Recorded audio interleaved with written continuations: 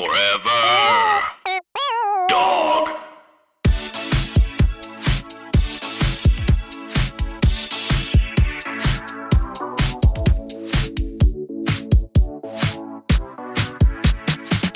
Ooh,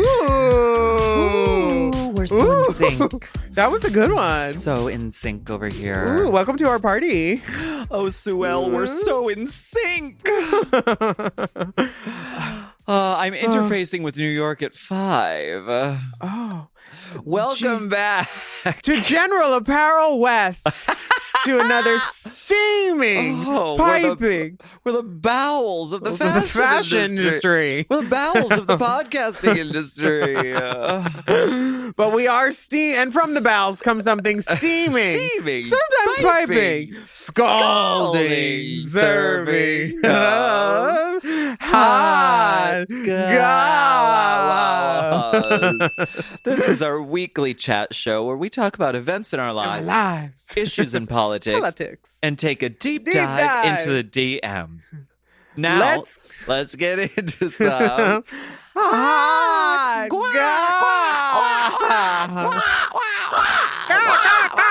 Oh, my bird calls attracted more birds. They're so tender. They send messages around their necks. They are. You know, the last time I saw legs like mine, there was a message attached to one of them. Phyllis Diller I don't joke. get it. That's a Phyllis Diller joke. Like she has bird-like pigeon legs. Bitch, your joke for Cloris Leachman. I don't know. I'm just yelling. Yeah, so funny. It's Elaine Stritch. Oh, that was it. Sorry. It's from her documentary, and she's singing the song "I'm Still Here," but she's literally in rehearsal, and she's like, "I'm just screaming." Oh, we love her. Well, yes. There's so much going on in the world. I can't wait to talk about it. I couldn't figure out if that was a mouse or a bug, and I went to go hit it on the screen because you keep moving that mouse pointer thing. I thought it had gnats. It's a bug. It's not out of your wig, bitch. She's got the jitterbug. Who's that hiding? I was the jitterbug in Wizard of Oz in my high school. Wow, the number that got cut. Ooh. And middle school. Wow. Girl, she gave somebody. It got cut out of the movie. I can't believe that we were not awarded the Pulitzer this week because they were announced. Wow. They don't even have us doing a pop-up number. Like, we're not even honorably mentioned? And like none of the formers are doing give-ups this year. Like, I don't understand what the Pulitzers are thinking with their programming because what a shitty award ceremony. No drag queens? Goodbye. Honestly, I'm not mad. I'm honestly just disappointed in them. I think it's a real missed opportunity. And that's all I have to say about it. The Pulitzers, as you mentioned, they were announced. And in the podcast field, This American Life seems to have won an award. I don't know what that is. Yeah, I've never heard of that one. I guess it must be just a little independent, lesser known podcast. And in the journalism field, the New York Times won many awards. Who are they? Wow. Well, I don't get it. New York Time to move on because I've had enough. I would agree, and I would just focus your energy into the PEG Stage It Awards that are coming up right now. With the competition so fierce, so many girls, so diverse, so many different shows on the internet. Mostly seated.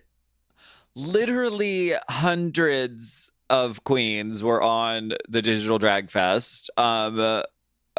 Big Dipper, you were part of the Digital Drag Fest, right? I was, yes. So the competition is fierce, and really, it's not a competition. It's a showcase and a celebration because there were so many amazing entertainers who were on there and turning drag digital, which is a good thing. I don't know what it was, but if Dipper was on it, it was a hoe case, not a showcase. Oh my! Because God. I see what she sells during her performances. Sex. I know what she does at the Cheetah, and it ain't dancing. Okay. They said we can't have you twitching all that on Twitch. You take that to stage it. That's true. No, Dipper kept all her clothes on. Did you? Had Yeah. to. For her costume reveal, she put more clothes on. No, She I'm put just on a kidding. mock turtle. Yeah. a FDA dickie. requirements. A dickie. Oh, bitch. Okay. It is strange though that we were passed over for the Pulitzer, but we will be representing at the Queer Cheese next year. It's not our For year. sure. It's not our year. You know what? If they don't want us this year, I'm not coming back next year. That's just how it is. If they don't want me this year, I'm not coming back next year. Fuck that over 8 shit. You know? That what? Nothing. It's a Jay-Z line about Beyonce not getting any Grammys. Well, just so you know, we are 2-time Queerty Award winners, and we recently snatched up an honorable mention for podcast in the film and television category for the 2020 Webbies. So let's focus on all the prizes and accolades that we have won. Are there gift cards? What are we doing with that? Are we splitting that, or what are we doing? Should we do a write-in to the Pulitzers? I think should so. we do a campaign? Let's do a video one. Let's do a TikTok campaign for the Pulitzers. They'll take us seriously then. TikTok censors gay content, I heard, but do they? Okay, we can try. I've heard. I haven't been on there. I've heard tale. That's sad. Well, there's a lot more stages shows coming up because the Digital Drag Fest is the fest that never ends. Okay. They said we can't go to Lollapalooza. We can't go to what's the one out in the desert? Stage it. Coachella. Oh, Burning we can't Man. go to Coachella. We can't go to Burning Man. So we are just going to have the Digital Drag Fest that keeps on going. And I have a few more shows coming up this weekend. Tonight, May 8th, we have an Anus album show. May 9th, we have a Pound Cake album show. And May 10th, we have a Vagina show. And then we're also doing a bonus Snatch Game show on Sunday as well. So I'm really looking forward to this because it's going to give us a chance to dive into some songs that don't normally get featured from my 3 iconic albums that I love very much. So that's a good idea. Maybe I should do that. I have a whole album. I could just sing that. You have several albums, Tina. I do. But I only like to talk about the one that went to number 1. What about The Reckoning? Oh. Yeah. I remember The Reckoning. Trouble on the floor. Trouble on my face. Did you hear about the new album that is dropping on May 29th? Because I woke up this morning and my heart almost exploded when I saw it. I'm so happy. Yes. It's Mother like a quarantine Monster, gift. She has descended upon us with some really great news, and the world can use some really great news right now. And Lady Gaga says that Chromatica is coming to us on May 29th. Yeah. Where's that applause button? Uh-huh. I live for the applause, applause.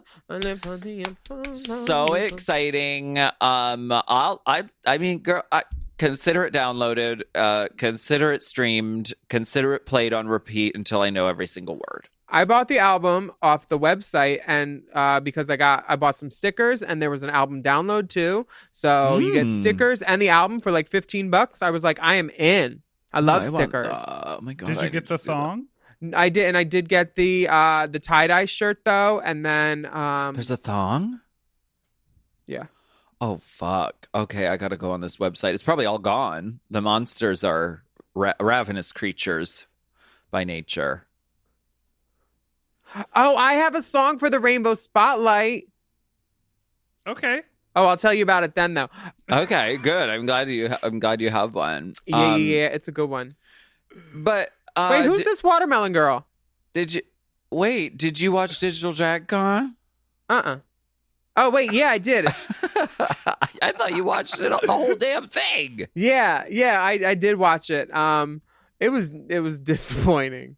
Why was it disappointing? What?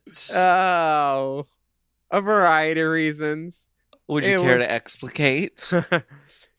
If that means explain, sure. Okay. Some of it wasn't good. And I didn't understand how all of these things were pre-records, yet they let some of the stuff happen that happened. I was like what? I'm like, oh, there was just, I wasn't that big of a fan. Okay, well, why don't we focus on the positive? Here's another thing. A lot of people easy thought to criticize. it is. A lot of people thought people were going to perform, and then it wasn't performances. It was just like a commercial or like literally 15 seconds. Like we all were waiting for Adore to perform. I was like, we all expected there was a performance.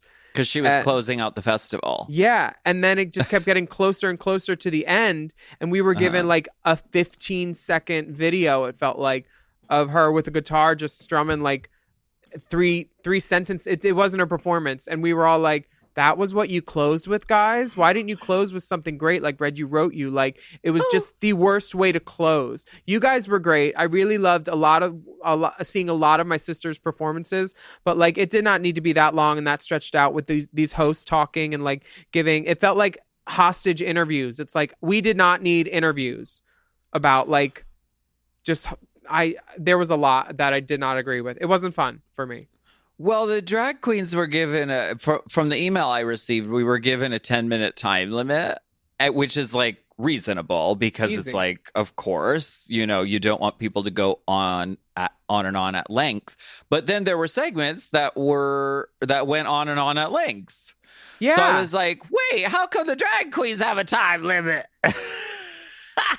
And how come they didn't invite all the drag queens? Like, I know they hate me and stuff, but like, I've paid my booth fee every year, and people seem to like me enough to come see me. So like, let me do a show. Nope. Yeah, I don't know why. I don't know what happened with the invitations, but I know that Venus Delight caused a stink about not getting invited, and then she was on the lineup. So sometimes you got to just be the squeaky wheel, I guess. I've never done that. I'll try speaking up. You should try it sometime. I would like to talk about a couple of things I really enjoyed about Digital Drag Con. Doing Read You Wrote You with my fellow sisters, Detox, Katya, and Roxy.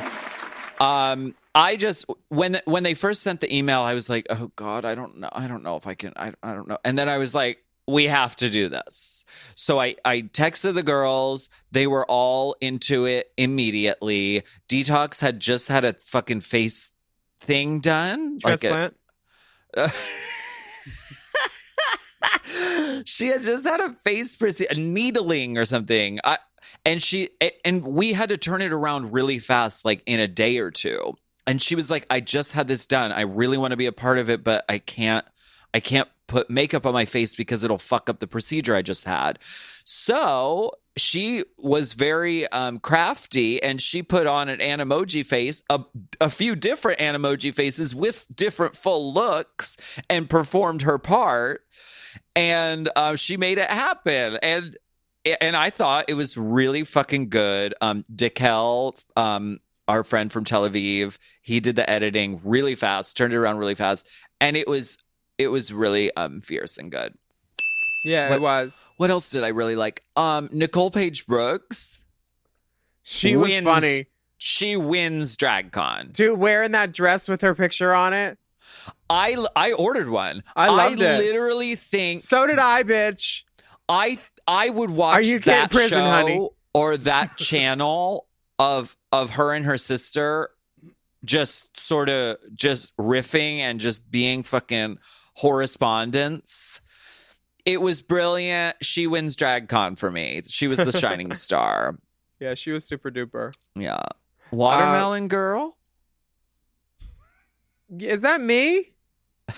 Yeah, I put some things in here about you. I watched you in a play reading.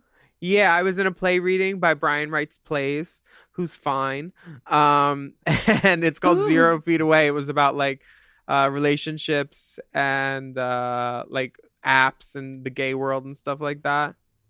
Work. These table readings, a lot of them, I'm doing another one this week. I'm very excited. There's lots of like readings and things. And like now people are, since all auditions and like readings and shit are online, people are like taking their time and like looking at other people that may not have been considered before. Totally. Yeah, it's an interesting moment for like new stuff going on, and it's very exciting. My titties look so good in this camera. Yeah, they do, honey. You see them breasts? You see them breasts? Big breasts. Big. Okay, well, we have to get into the trash fags of the week. Oh yeah. Courtney, They get a deep dispute.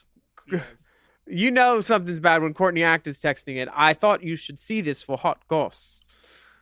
Well, it is the drag news with Courtney Act. Okay, as seen on Instagram, some foolish fools in New York City were partying Monday night into the wee hours of Tuesday. Ian Frost had a house party in New York City with lots and lots of people and no masks and posted the whole thing on Instagram stories. There are lots of videos circulating, and most of the accounts of the people in attendance have been deleted or gone fully private. But it seems like the event was many, many hours long and most likely drug-fueled and drug-addled. So some Nancy Drew sleuths on Instagram found that some people in attendance were medical professionals, like a pharmacist. Oh. Wow. Seth Knight XXX. He's a porn star, I think. He was invited, but he declined. He messaged back, "Your friends should know better," and received this as a reply. Why? They've all had the virus. Let people live. Wow. I mean, is this was this a party for just people that had the virus? Because I know New York did have a lot of people, right? Well, you know, I don't know, but it happened on the day when normally the Met Gala happens. So people have dubbed this party the Meth Gala.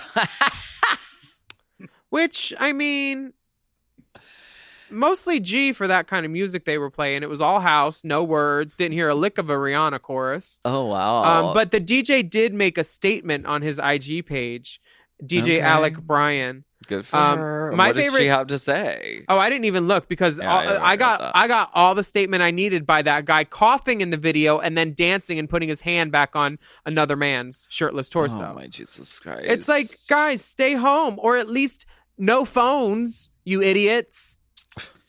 The DJ said, basically, I was asked to DJ a small house party.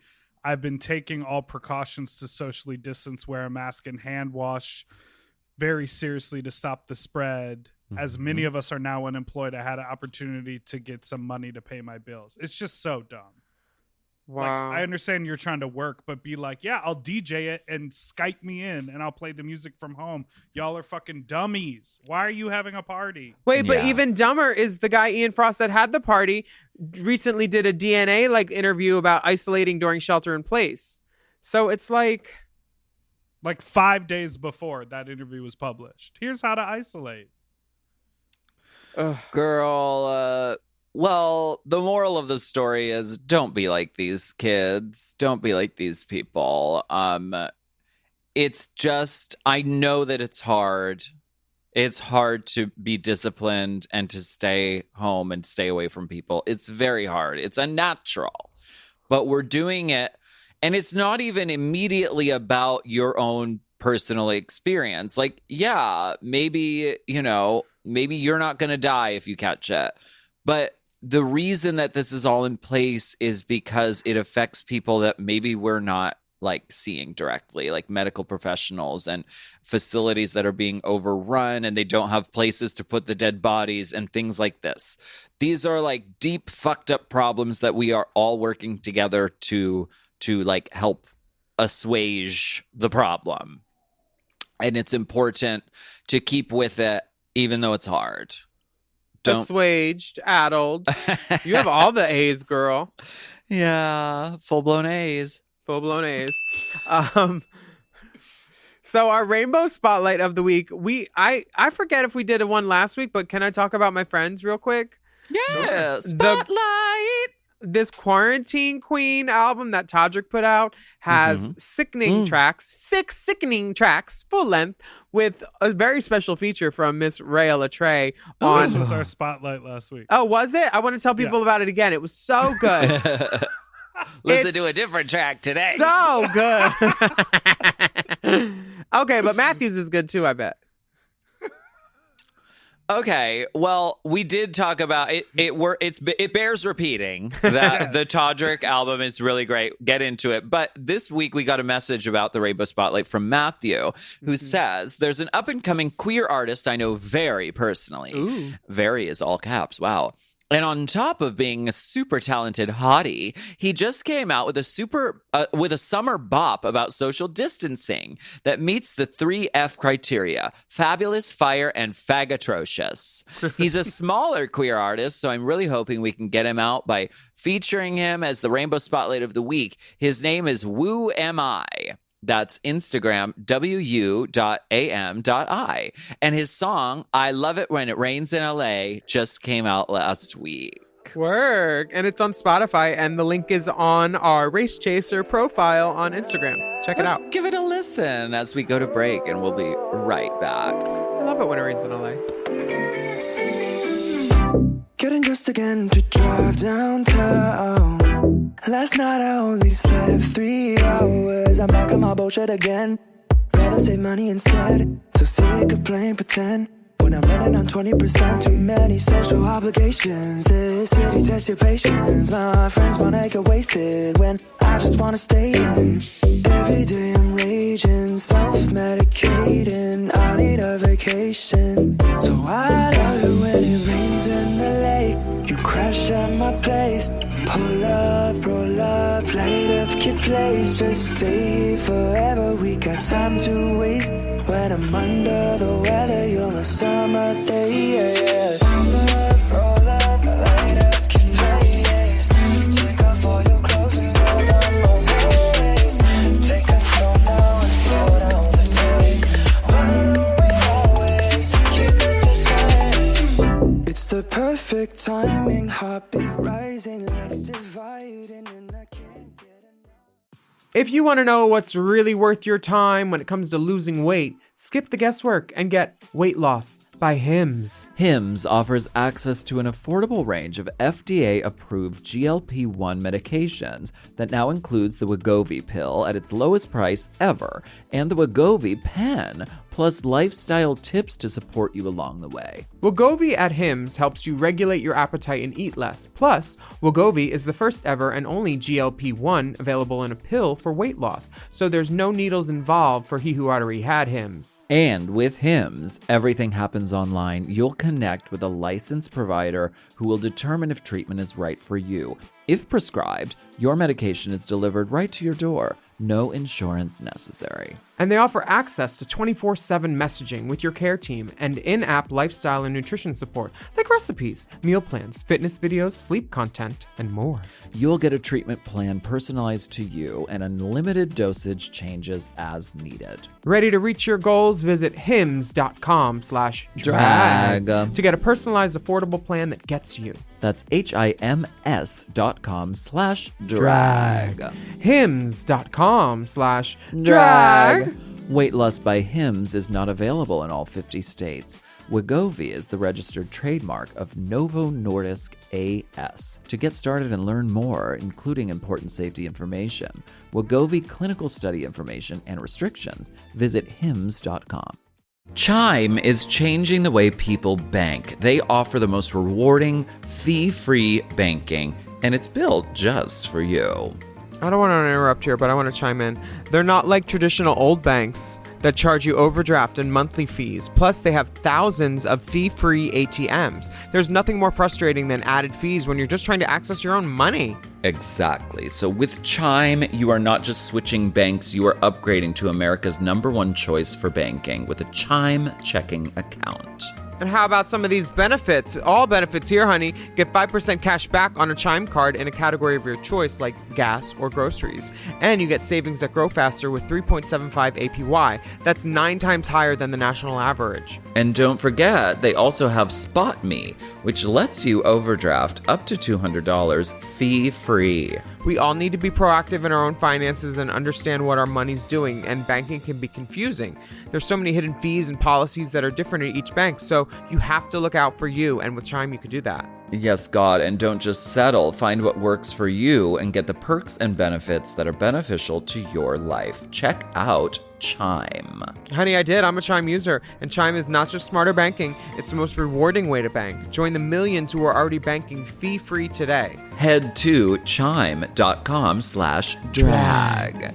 That is chime.com/drag. It only takes a few minutes to sign up. Chime is a fintech, not a bank. Banking services provided for MyPay and Chime Card provided by Chime Bank partners. Optional products and services may have fees or charges. Stated annual percentage yield and cashback for Chime Prime only. No minimum balance required. Checking account ranking based on a J.D. Power survey published October 20th, 2025. For more information on APY rates, MyPay, SpotMe, and travel perks, go to chime.com/disclosures. You know I love a Helix. I just got another one. Feels like another one. And why wouldn't you? We love Helix. Yes, not only is Helix a mattress that is so comfortable, but it also helps me get my best sleep. Help me sleep. Help me sleep. Did you know a study Helix ran found that 82% of those involved saw an increase in their deep sleep cycle while sleeping on a Helix mattress? That is a big percent, okay? They've got high quality mattresses and a reputation to match. I've been on so many mattresses from Helix. I've been on the Midnight Dusk. I've been on the Elite model. Oh, yes. I sleep cool. I sleep on my head. I sleep any way I want on Helix. Exactly. And you don't want to miss out on this Memorial Day sale. Ooh. So here's how you get a Helix. You take the Helix Sleep Quiz, Check. and based on your answers, they recommend one of their many different models. So if you like it firm or you like it soft, or if you run hot when you sleep, Helix has something just for you. And you can rest easy with seamless returns and exchanges. The Happy with Helix guarantee offers a risk-free, customer-first experience designed to ensure you're completely satisfied with your new mattress. So do something good for yourself and get a Helix. Lay around all day, rest easy, and sleep well. Go to helixsleep.com/drag for 27% off site-wide, exclusive for listeners of Race Chasers. That's right. That's helixsleep.com/drag for 27% off site-wide. Make sure you enter our show name after checkout so they can know we sent you. That's helixsleep.com/drag.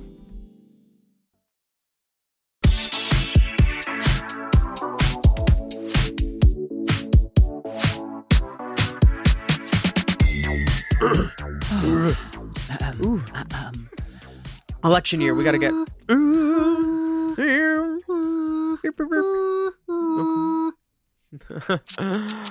Let's get political.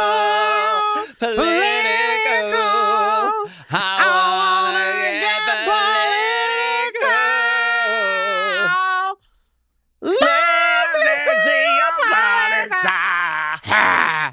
political. So this comes to us from CBS News. A GoFundMe campaign created to raise money for Navajo and Hopi families hit hard by the coronavirus has attracted donations from many Irish people who are hoping to thank the Native Americans for helping them during the Great Hunger Famine that devastated Ireland in the mid-1800s. So according to the organizers of this GoFundMe, the Choctaw Nation provided $170 in relief money, which is like thousands in today's dollars, to Irish people during the potato famine in 1845. Wow. Oh my God. This is amazing. The Native American donors were said to have inspired to help others who were suffering after experiencing massive losses during the Trail of Tears when Native people were forced off their land and pushed west. So the quote says, 173 years later to today, the favor is returned through generous donations from the Irish people to the Navajo Nation during our time of crisis, the organizers of the GoFundMe wrote. A message from Irish donor Pat Hayes, sent from Ireland across the ocean, says, from Ireland, 170 years later, the favor is returned to our Native American brothers and sisters in your moment of hardship. Wow. They've raised $1.8 million so far of their $2 million goal. And they said that they've lost many of their sacred Navajo elders and youth to COVID-19, and it's a devastating and dark time in the history for their nation. But they're grateful for all the love and support and the acts of kindness from all around. And 200 years later, that is an IOU, girl. Truly. I mean, this is so fierce. This is just one of those moments that's like a little of glimmer of hope about humanity, to say, hey, we remember what you did for us way back when, so we want to help a little bit and just return the favor here.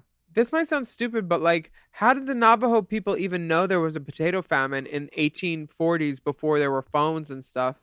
Twitter. Oh. Okay. They had pagers. Some sort of a songbird. No, I don't know. But how fierce. Yeah, I mean, so fierce. Thank you for sharing that, Big Dipper, and thank you for putting that on the outline for us. And if you want to, can we give to the GoFundMe campaign? Yeah, it's still. I mean, it's up there. It's for everyone. They've almost reached their $2 million goal. They're at 1.8. But you know what? You can join in and go to GoFundMe. And what do you search? GoFundMe.patreon/Willam. Navajo and Hopi families COVID-19 relief. Oh, now it's at 2.7 million of their $3 million goal. Oh, now as their goal of is 3 million? As of press time, they have surpassed the $2 million goal. This is great news. But you know what? You can still keep the kindness and the generosity going. And this is a really uplifting story. So we're glad to hear about it. And we're going to take a break.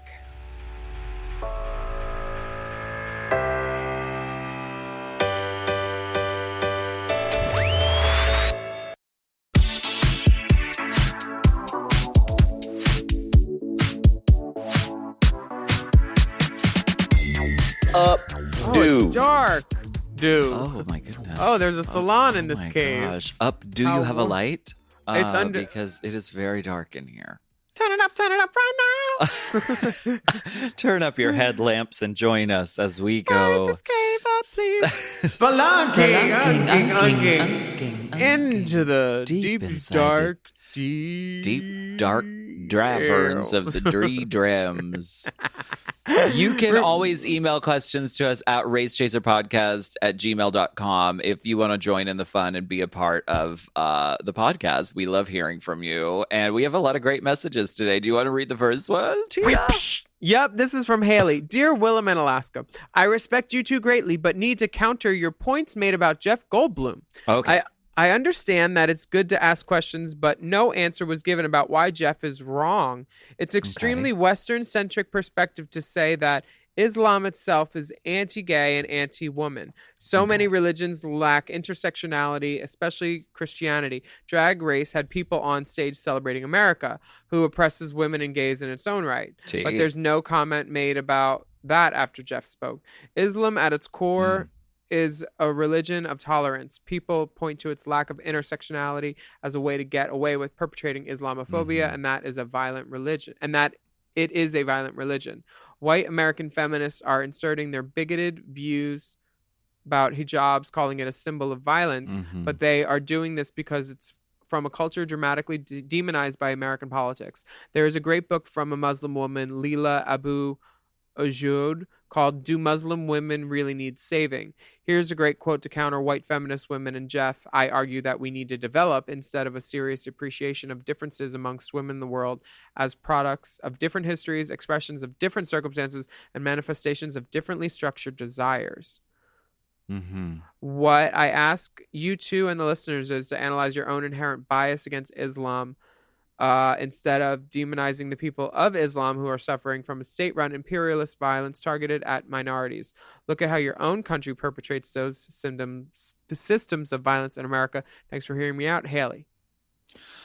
Well, I want to say a huge thank you to Haley for elucidating this for us, because I didn't even think of that, and it's fucking true. I mean, we're out here with the red, white, and blue, all the funny things you do, America, this is you, and really, I mean, America has perpetuated some bullshit against women and gays and people of color for years and years and years, and so yeah, I mean, to sort of counterpoint the the Inquisition that Jeff Goldblum was making with that is really enlightening. And I appreciate that, Haley. I think that we have said this season, though, that I know that I've mentioned that I'm really not proud to be an American, and I wish we weren't doing like an American promo and stuff. So like, I'm definitely aware of America's shortcomings too, especially after having traveled, and like the face people make when you tell them you're American. It's like, oh, girl, okay. I know it's during real. During Obama, it was real, but that face changed. Everybody literally asks when you tell them America, they're like, is it really bad? Like with Trump, they want to know the tea. Yeah, and the answer is, well, yes, it is very bad. That much bad. Our next message is from Michael. Dear Skralazqua, Grildum, and Swig Sipper. All right. Michael, obviously, his K just dosed while writing that. Okay, deepening friend of the pod here. Not too deep yet, because I just discovered you divas recently. While your sassy humor and scalding hot goss really spill my tea, what I love most is how you share the art form of drag through inclusivity and self-expression for all kinds of folks. Speaking of art forms, Burning Man is canceled like everything else this year, and I've seen suggestive media of your adventures there in the past. The principle of radical self-expression is a natural one for you dolls, and I was wondering what other aspects of the burn also inspired or surprised you in Black Rock City. What did you like most about it, and what would make you want to return? Have you incorporated ideas from that experience into your work back home? Enjoy some socially distance drippy drick with my fond wishes that you'll come back to Playa soon. Please help me redecorate my bike when you do. Dusty virtual hugs. Love, Michael. Damn, well, we know what he uses as a kickstand. That thing is big. Thank you for saying. And this is a rarely seen thing when we get dick pics. A cum shot. You know. Oh, wonderful. Very nice. Very thoughtful. Because usually, by the time that happens, the last thing you're thinking about is the camera angle or the lighting. You're just looking for a towel. Or a bath mat. Or, Willam, in your case, you're looking for a funnel at that point. Shady bitch. Don't let it go down. Don't let it go down the drain. That's gold. What a waste. Wow. I've incorporated a lot of Burning Man into my mentality, I guess, and how to with being an artist after. It made me a better artist. Yeah, for sure. I always like note that I went to Burning Man, and then in the year after that, like I got out of a relationship. I had a #1 album. I got a book deal. Like I had a great time, and I really applied some of those the tenets of Burning Man, which basically I mean drugs, because that's where I first started doing drugs. And after I got back to LA, I kept doing those drugs, and my art got better and more funner. And I'm still doing those drugs. And now I have a podcast too, 2 of them. Well, yeah, I totally agree with that. I think it's a going to Burning Man is like stepping outside of the world as we know it. And so really like being there is a journey that is whatever you make of it. And it's different for everybody. And it's great for creativity because everyone's there in the spirit of creativity. And we literally, this podcast was birthed there, basically.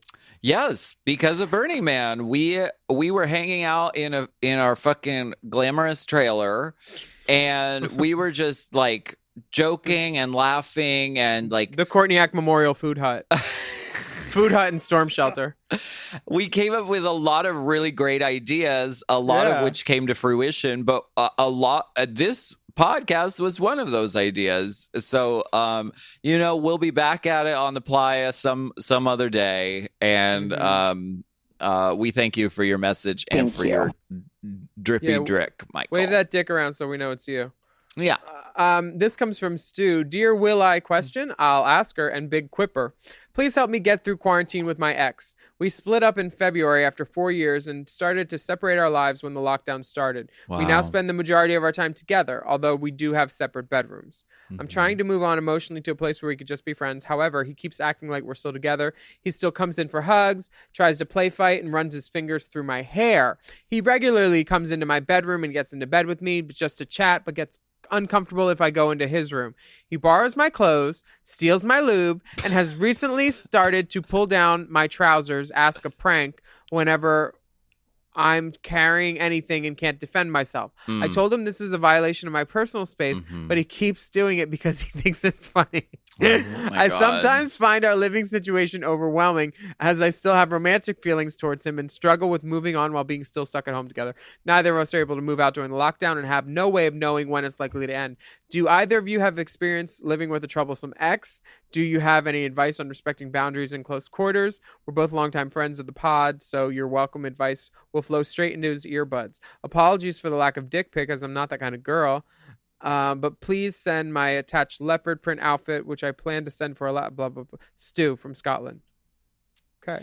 Well, thank you for the message, Stu, and I love your Crystal Method interview look illusion with this outfit, this leopard print outfit, and the ascot. There are a lot of crazy living situations that are going on right now for a lot of people, and what you're going through is one of them. I mean, this is the thing, and it also, and I'm glad that your ex and your housemate are listening at this time, because it really is a violation of your space to be like pulling down your pants, even if they say it's a joke. And to be like touching you and putting their hands in your hair and stuff, especially if you've said that you don't want that. And that's a violation of your space, and it's not cool. And that like definitely needs to stop. And that's on him to stop it now. But aside from that, Willam, what do you think? Hit him. Okay. Well, I don't. Bitch, if he comes into your space again, it will be the last time. Because if he already knows you're annoyed and he keeps doing it, pop him. It'll But be this is the the thing. Like, this is the thing. Like, domestic abuse is on the rise because I know. people I went to jail for it. Okay. Well, My husband people hit me and I hit him back. And like, you know what? He never hit me again after that. Ever. Okay. And, you know, there's still love there. Right. I mean, boundaries are so very essential and so very important. Agreed. And so make your boundaries really clear as you have. But it's on him to respect those boundaries. That's and gotta suck. I would just shut the door and try not to deal with them in headphones too. That might work better than hitting. yeah. And it sounds like Right. the concept for like a really entertaining like TV show or something, because it's like you have all this like emotional stuff going on, and a breakup is hard enough, and then like literally being forced into the same space with them for a long period of time. So I don't know, write the story and sell it to FX, Hell yeah. I guess. Oh. Okay. But it will be over. It will be over soon. Yeah, I feel like it's over in May for LA, right? Ish. We don't know. But it will be over one day. Well, Holly has a little question for us. I got a little question to ask Yeah. from Holly. Hello, Alaska, Willam, and Dipper. I'm looking for a little advice. I really want to move to LA from the Midwest. I'm graduating this Saturday, and the job outlook is not so hot right now.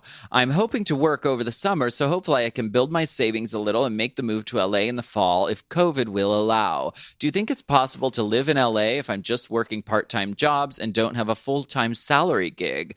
I really don't have much hope for finding a job relevant to my degree, fashion design, for a while, and I'd rather live somewhere that I would be happier if I'm just going to be stuck doing a lot of random jobs for a while. Sorry for the lack of dick. I don't have one. Attached are some photos of me in my cap and gown that I did my best attempt at painting leopard print onto because graduation is virtual, so why not? Much love, Holly. Well, I love her leopard print.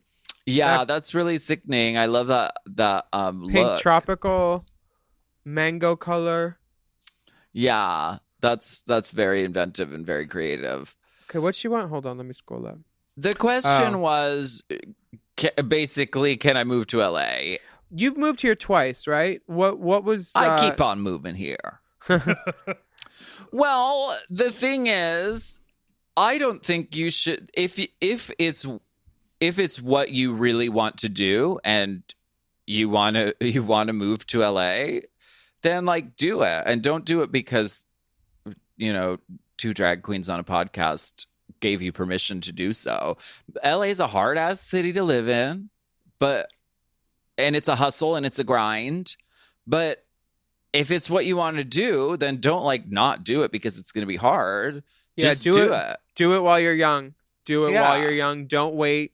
But when you say hopefully build my savings a little, you come out here with at least 5 digits, girl, because like first and last month's rent and security deposit, that's over $5,000 right there at the minimum. And if you're trying to get your own place, if you need a roommate, you're going to have to account for them stealing, wrecking your car your first year while you're here. Is that what happens? Bail. Yeah, everybody goes through it in their first year of LA. It's a hard city, so like don't have any misgivings or fantasies about that. It's not just some like, dreamland. It's a hard ass grind when you first move to LA. Don't think you could just breeze in here and get a job at GAW like Sue Ellen did, fashion degree or not. It's like she copied it right out of the resume book. But yeah, like, I don't know. I mean, be prepared. It's hard and it's a lot, and it takes a while to get acclimated and to get adjusted and to find your friend group and to find your like groove in LA. But if it's something you dream about doing, life is short and you should do it. Dream about you. This next one comes from Floridalina. Why, hello there, Alaska Arena, Willam Arena, and Diverolina. How lovely to speak to you. I came across this eBay listing while on my travels throughout the world, wide web, which quite frankly surprised me. It's a picture listing attached. Oh, wow. You see it? Ooh. Yeah. Uh-huh. Okay. I see it in the back. Apparently, eBay is now selling an Alaska wig.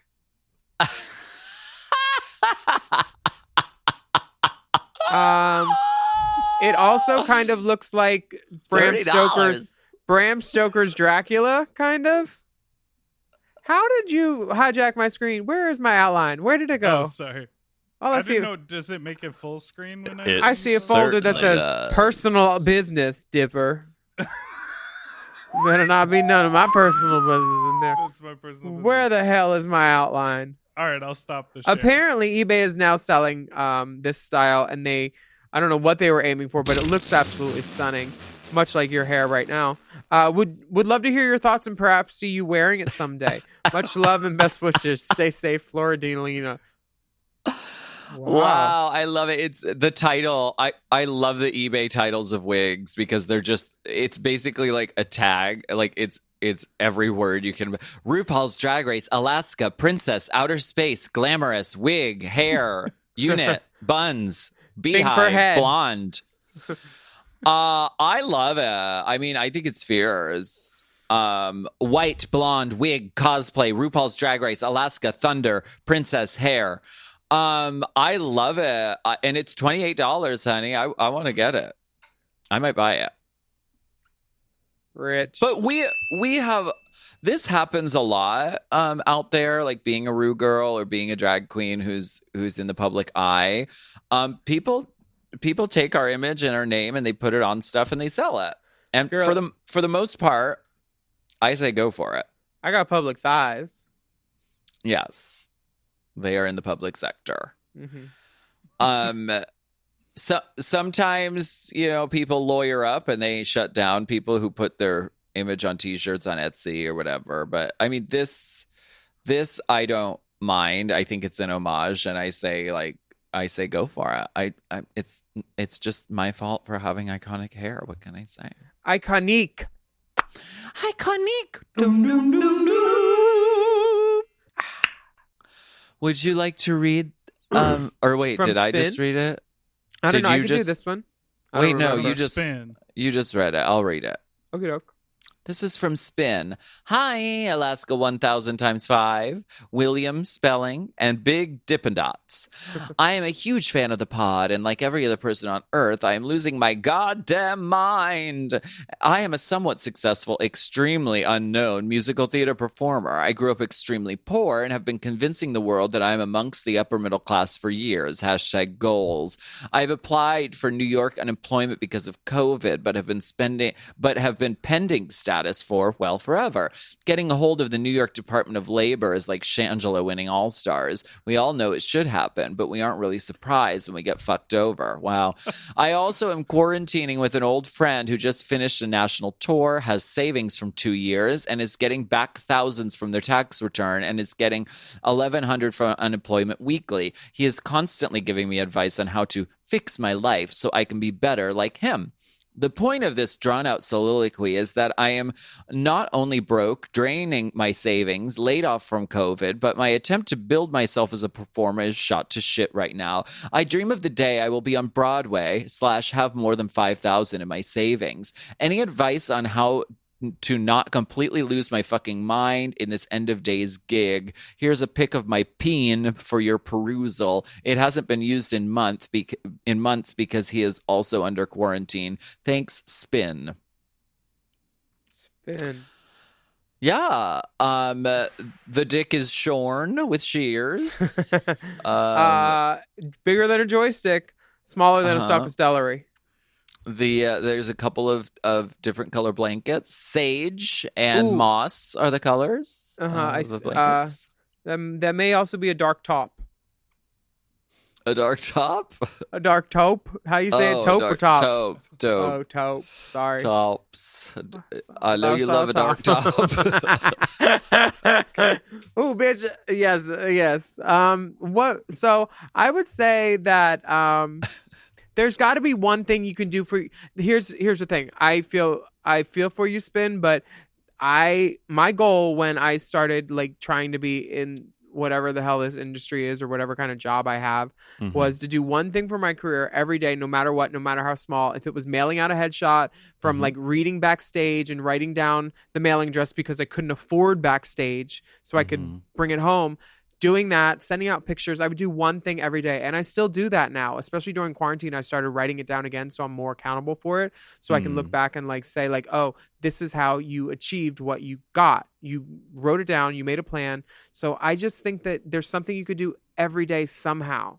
Learning a new song, learning to play piano, learning something. There's ways you could better yourself every day in quarantine somehow. You have to find it though.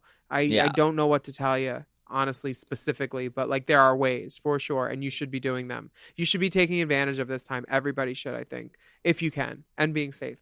I'm backtracking as I speak.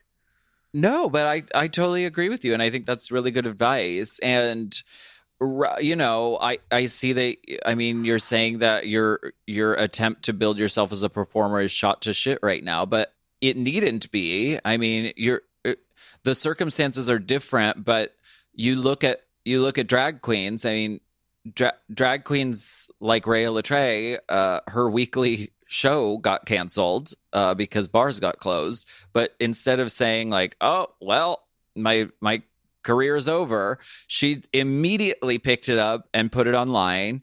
And so like everything is happening digitally right now, and you can use this digital moment to keep on like if being a performer is what you really want to do, then like keep doing it. Nothing is stopping you. And also you should be grateful that you have $5,000 in savings, because there are a lot of people out there who are way worse off, honestly. And Yup. from the next question is fairly lighter. Hey ladies, do you have any ladies? Do you have any classic movie recommendations that Gen Z young gals should watch? Love you, Rayon. Love this question. This is so funny because Cade texted me. He said, do you have any gay book or movie recommendations that will educate my uneducated brain during these trying times? Ooh. Got Mick, and I was like, bitch, let me give you the rundown. I said, The Celluloid Closet, The Queen, How to Survive a Plague, Wig, because it talks about New York drag history and we're in it. Girls Will Be Girls. Mm. I said the When We Rise miniseries is good, but the soundtrack is even better. It's a really good soundtrack, and it's like 70 years worth of gay rights in San Fran. So like it covers a lot of gay stuff. Milk, Life and Times of Marsha P. Johnson's, Mahogany, Cabaret, Valley of the Dolls, Chuck Turner, Boys in the Band, Priscilla, Moonlight, Some Like It Hot because of drag, and Birdcage, and Trans-American Love Story, which is Calpurnia's dating show that World of Wonder produced like a decade ago. So those are my recommendations. What are yours? I love it. And I love this question. Thank you for sharing it, Rayon. And thank you, Willam, for sharing that extensive list, because that, girl, there's a lot on there that I want to go revisit. We've been calling it the Quarantine Film Festival whenever we think of a movie that we want to put on the list that we want to watch. I love that. We recently watched Don't Tell Mom the Babysitter's Dead, which invented me as a gay person and a drag queen. We also have been watching the Jurassic Park movies because it's Gabe's favorite. Not exactly queer in any way, but we like it. What was the other? What do we? Who Framed Roger Rabbit? Who? Oh, well, you'll have to watch and see. Mommy Dearest. We just watched it the other night. It just is the gift that keeps on giving. And I also want to watch A League of Their Own because Madonna's in it. So. Oh, wait. There's a really good Netflix one that Ryan Murphy produced. It's about two old lesbians, and one of them was in the A League of Their Own league, the women's baseball. And it's her and her girlfriend. And spoiler, they get married in it. But they've been together almost 70 years. And it's so fucking touching. It made me cry. That was so amazing. And then right after that, I started watching Hollywood because it said more from Ryan Murphy, and I was like, oh, I'll watch that for sure. I love him. Yeah, Hollywood is really good.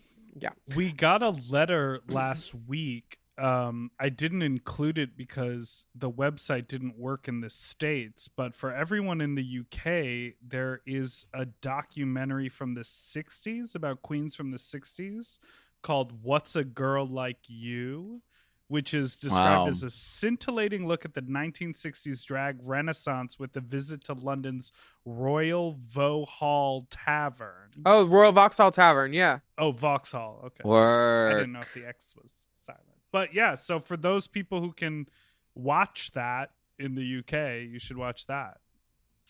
I love it. That's a good starting place for you, Rayon. And please, if you have any more recommendations for us, let us know, because this is a great time to dive in and get into those. Well, thank you, everyone, and thank you for listening to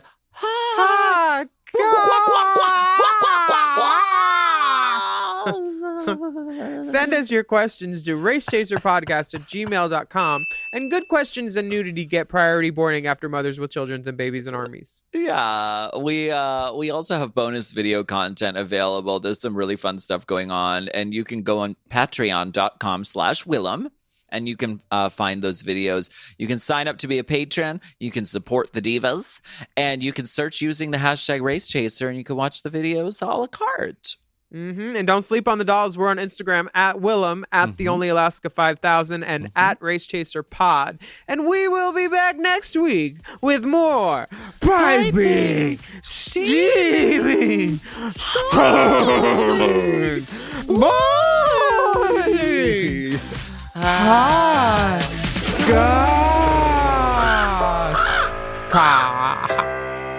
Caca. Hot Goss is a Forever Dog podcast. Produced by Big Dipper. Executive produced by Brett Boehm, Joe Cilio, and Alex Ramsey. Mixed and mastered by Will Pitts. Our theme song is graciously provided by ATF Enterprises. This Goss is hot.